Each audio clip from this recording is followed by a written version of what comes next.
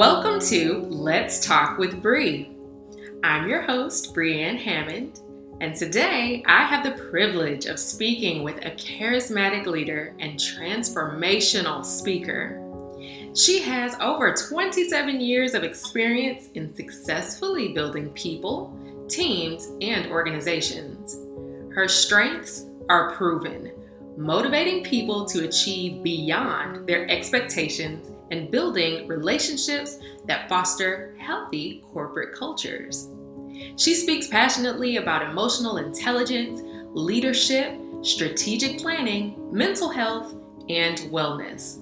I am speaking of none other than Miss Joy D. Calloway. Now, I know you've done a lot of work as it relates to mental health. Help me understand how you entered this space and how this became a passion for you. What is your driving force that led you to that place? So let me take you back a little bit because I'm only recently professionally in the mental and emotional health world.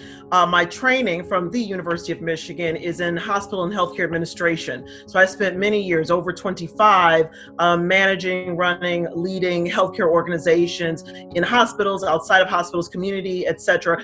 And the interesting thing, as life has it, about 2 years prior to that phone call, my nephew was diagnosed with bipolar disorder. So that really was my first introduction to severe persistent mental illness. And so understanding what the family has to deal with when there's someone that has a severe and persistent mental illness. And then 2 years later, I'm running an agency for people with severe persistent mental illness. And so it was kismet that it was coming together like that.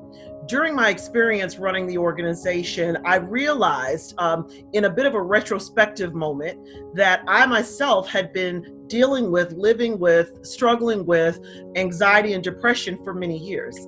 And I found that out. I realized that because on my 50th birthday, I always take a trip, usually try to get to a beach for my birthday. My 50th birthday, I took my 10-year birthday journal and I read it cover to cover. I had never done that before. So from my 40th birthday all the way through, every birthday I write in my journal for hours at a time. And Bree, as I was reading and just going through the loss of my grandmother and divorce and meeting it was amazing to read my life unfold.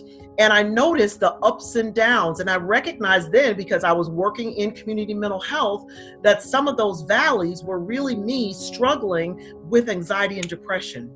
And so it just all came together. And in that role, I recognized how thin the line is between sanity and insanity. And I really developed a real respect for sanity, a real respect for mental and emotional wellness, for emotional peace. And so I just decided that I almost can't say I decided, the universe decided that my work was going to be not just this professional experience of being an executive in this organization, but taking the message of mental and emotional wellness beyond myself, and to be able to do it in a way that I can be vulnerable and explain to people that I'm not just telling you something I read in a book, something I learned at Michigan. I'm telling you what it's like to live, work, and thrive, to love and play and worship and grow in the face of anxiety and depression myself. So it's like, what's the commercial about the hair club president, right? I'm not just the president, I'm a client. So that, I think, is what really moves people in my direction and what allows me to create experiences for people. I've had a couple virtual keynote speeches that I've done in the last couple months that actually worked very well. And one of my training contracts, one of those organizations has asked if I would consider doing webinars. I am an in-person, in-your-face person. I like the energy I get from a room of people that I can see and touch, but I'm learning to change with the times, because the need doesn't go away just because we have to change our medium. And so that's what I'm doing with my time right now. Joy, let's talk about what is going on in Detroit. It is absolutely heartbreaking. I have unfortunately lost an uncle. My aunt has lost her father, and the list goes on. I have several friends who have either lost a loved one, or I actually have another uncle who actually contracted COVID-19. So just in thinking about my own personal interaction with my loved ones and their experiences, and then the somewhat fear that it sparks in me in trying to safeguard myself and my family. How has COVID-19 affected you? What is your personal experience? Have you experienced any loss? Tell me about your perspective. I am a Detroit girl through and through. Now, this conversation could be an interview in and of itself. There's a lot of conversation happening right now, and rightfully so, about the social determinants of health. I got into a Facebook comment war recently, and I'm learning to just say ashe and shut it down. But I got into a war recently about someone who was blaming Black folk for being in the predicament they're in with this COVID crisis. And because you all don't eat right, because y'all don't, and he is of the community, because we don't eat right, we don't do this, we don't do that.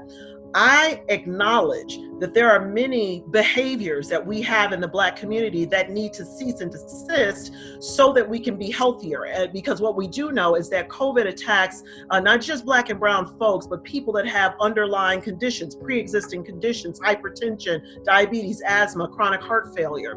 What we do also know is that because of the social determinants of health, where we live, do we live in food deserts? Do we live in places that are safe to exercise? Do we have the right educational background? Are we socioeconomically challenged? All of those things come together to create an atmosphere of disease. And so what I'm trying to make sure people are understanding, and I'm actually thankful, it's a sick gratitude, but COVID is really taking the cover off of something we've been talking about. I was in graduate school in the 80s, and so we were talking about this at the School of Public Health and how all of these things come together to create an atmosphere of dis-ease for Black and brown people. Now we are really having this conversation righteously, I think is the right word. I really am glad we're having it. So yes, Detroit is a hot spot. Has it touched me personally? Yes. I have had a good colleague, one of the biggest community advocates in our city, passed away, Marlon Studemeyer, and a colleague of mine, young man, 43-year-old man with small children. That was devastating. And since then, several other people, either I know personally or second or third degree. The Church of God in Christ, the denomination in which my mother grew up, 13 or 14 bishops have passed away from COVID. And it has just really ravaged our organization. You know, we've talked before, my father passed away recently. We buried him last week. 86-year-old man, awesome life, advanced dementia, but his cause of death was complications of COVID. And so I, even before we got to this place with my father, I was already challenged with what was happening and how it was showing up. There's so much death going through Detroit. But with that added layer, it really has brought COVID close to home. How am I coping?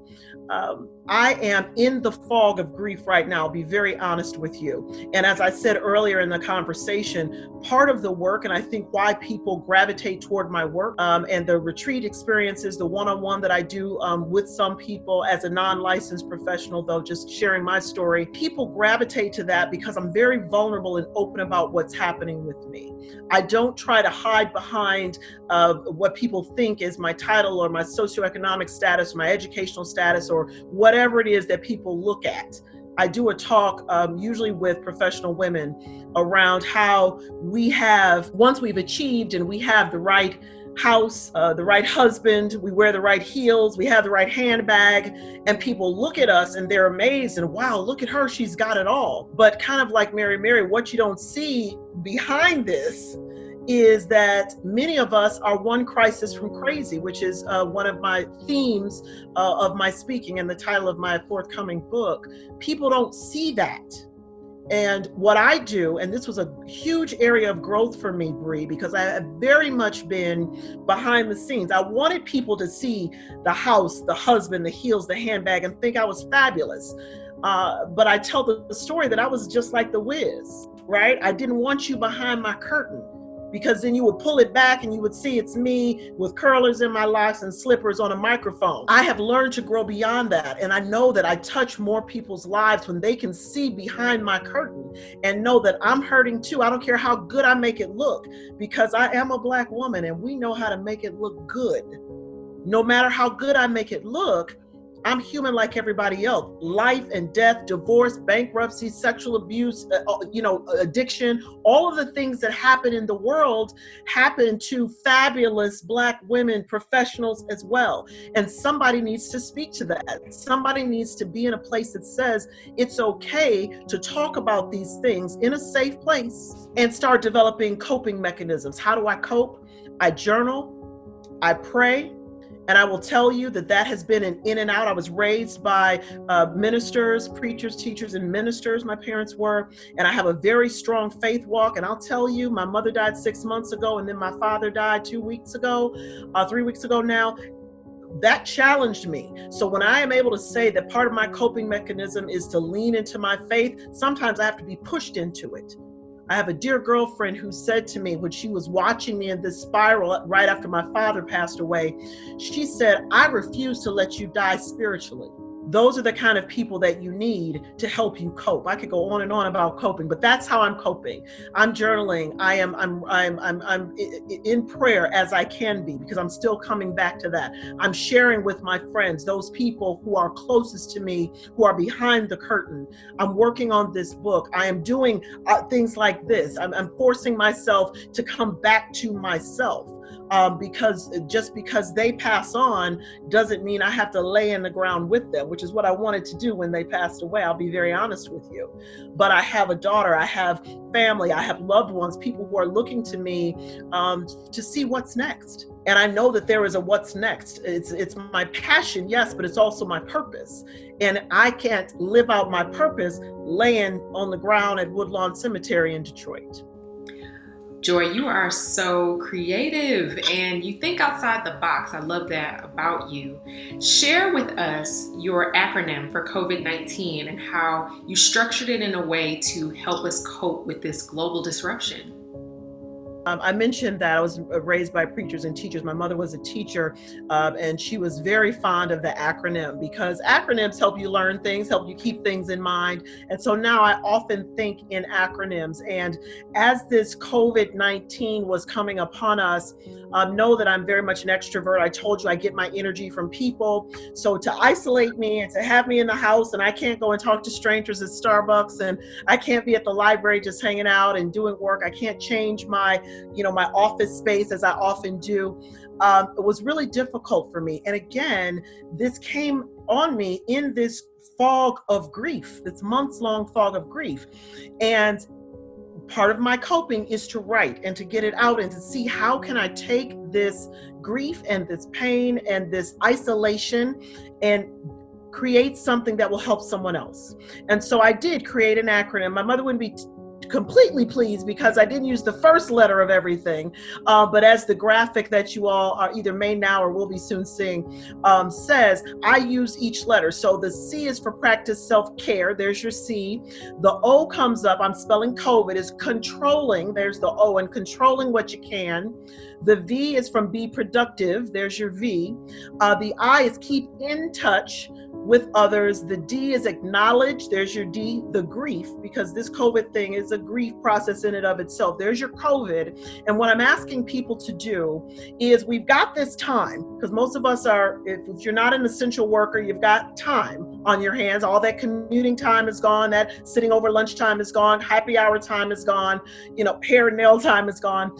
Figure out a way to take 19 minutes in each of these areas. That's what I'm challenging people to do. 19 minutes in each of these areas, 2, 4, 6, 8, it's just under an hour and a half. I dare say that each of us have an hour and a half every day that we can commit to doing something for ourselves. And so I could talk about any of these. I don't know if any of these have particular interest to you, but this is what I have offering to the world as I move through. And when I tell you, not just the hair club president, but also a client, I look at this every day and challenge myself. And I'm not always perfect. There are days, Bree, Today would have been one of them, quite frankly, had we not had this experience when I just want to stay in the bed. And sometimes self-care, if I may, sometimes self-care is just doing what you need to do in that moment to get to the next moment. What happens is, especially as women, we think self-care is getting our hair and nails done, getting our massage and our pedicures and all of that. And so people say, well, how am I supposed to practice self-care? Everything's closed. And what I say is, let me challenge you to shift your paradigm around what self-care is. That's level one. I'm not saying it's shallow, because I do it all too. If you were to see my nails and feet, you would turn off all the cameras and shut this down right now. What I'm asking you to do, though, is change that paradigm. What if self-care means not just kind of the physical piece, but what if it means intellectual? I work with another acronym that's PIES, P-I-E-S-S, physical, intellectual, emotional, social, spiritual. So what if we look at self-care as following that acronym? So we take the physical off, except for you can get down on your elliptical or on your yoga mat. You can do that while you're at home. But what if self-care means, what are you doing for yourself intellectually? And so I am forcing myself. I'm a news hound. I can watch CNN and MSNBC all day. I forced myself to turn that off, because all that's doing is starting to get toxic with all the COVID, and pick up a book. I just finished a novel, which was really good, Where the Crawdads Sing, really good. And I was so into that book, and I ate that book up. When it was over, I went into a little mini depression. I was like, oh my gosh, the story's over. Right. And so I had to go and grab another one. Right. I'm about to start Post-Traumatic Slave Syndrome. I'm picking up stuff that I didn't necessarily have the time to do before. That's self-care. Emotional self-care is therapists are doing video sessions. That's self-care. Is taking the time. Just because you can't go and sit on the couch or in the armchair doesn't mean you can't call and say, can we do some video time? That's emotional self-care. Social self-care, I'm still walking down that acronym. Social self-care in this time, for an extrovert, it's hard, but I will tell you, I have had Zoom calls with 60 people. Just, this group or that, whether it's my sorority and my philanthropic organization or girlfriends from college, and we get together on a regular basis and pour a cocktail and just talk and tell stories. I've got one tonight, I've got one tomorrow. It took me a minute to kind of get into that, but that's self-care, right? And then the spiritual, that second S, the spiritual care, time in devotion, in prayer, in meditation, in yoga, whatever it is that you do, that is self-care also. So while your nails may look like, talons, that can wait, but those other pieces are still very, very important. So I'm challenging people to shift the paradigm, reframe self-care. And when we can get there, we do. And in the meantime, we do these other things. The last thing I'll say, I'm the queen of long answers. The last thing I'll say, and this is something that it's a current therapeutic exercise for me right now with my therapist, is practicing grace for myself. That's self-care. My daughter asked me, she's 22 years old, senior at Hampton University. Yay. She said, Ma, why are you so hard on yourself? Lighten up. When your child calls you out on something, it's time to take a look at it.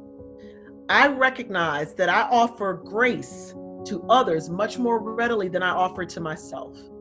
And part of, as I said, my therapeutic process right now is understanding how to exercise grace for myself. It's okay if I didn't get on the elliptical today. It's okay if I decided I didn't clean the kitchen, I'll clean it in the morning. It's okay if I didn't write the article that I was supposed to write for my chief marketing strategist. So we've got to understand, and sometimes it's okay. My child said, Mama, you just lost your mother and your father. If it means you have to stay in bed today, stay in bed today. I'll bring you lunch.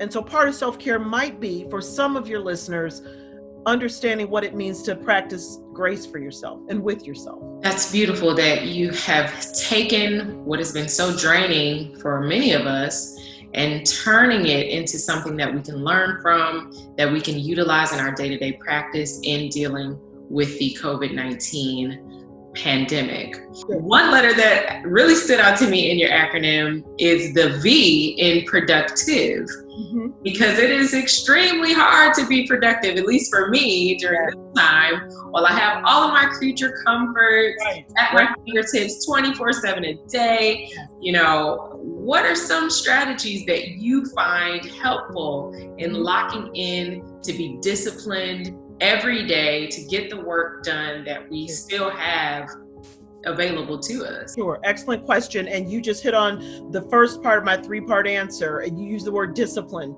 I realized many people consider me a motivational speaker, etc. And yes, I do motivate people in the work that I do.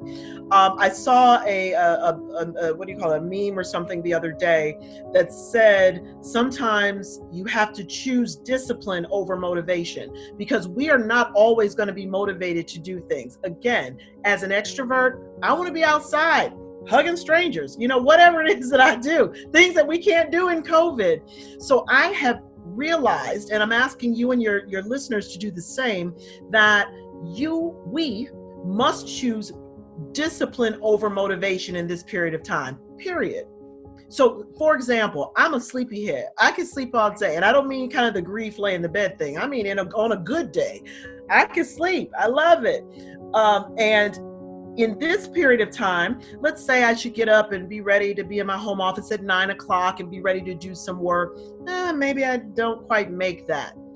Why can't I make that? Because I'm choosing not to be disciplined. Because we all know 4 months ago, if I had a 9 o'clock flight to get to my client in DC or get to a client in Florida, I would get up out of the bed in the car or the Uber, whatever it was, and get there to make that plane on time. So you can't say I'm not disciplined, right?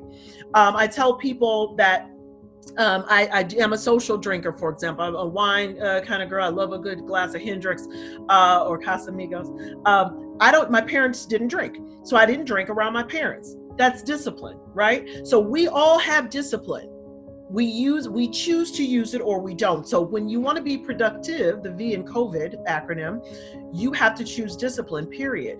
So that's the first thing, and not rely on motivation. Motivation is going to be difficult when we're, like you said, we have all our creature comforts, we're at home, all we have to have on is beautiful tops and not worry about pants. All of those things make for a different kind of concept. The second thing is, I would say to adjust your definition or reframe your definition of what productivity is. So if you're going into the office and you can knock out this, and get this call, that call, this call done, that's a different environment for productivity than is your home office or your home environment. So we have to offer ourselves some grace from our last conversation and allow us to reframe what productivity is. So I might not get through all, 4 of the projects that I want to get through today, because at some point, the phone is going to ring and it's going to be an aunt. She's going to want to talk a little bit. It's going to be whatever. We've got to give ourselves some grace and operate the third piece, operate in baby steps.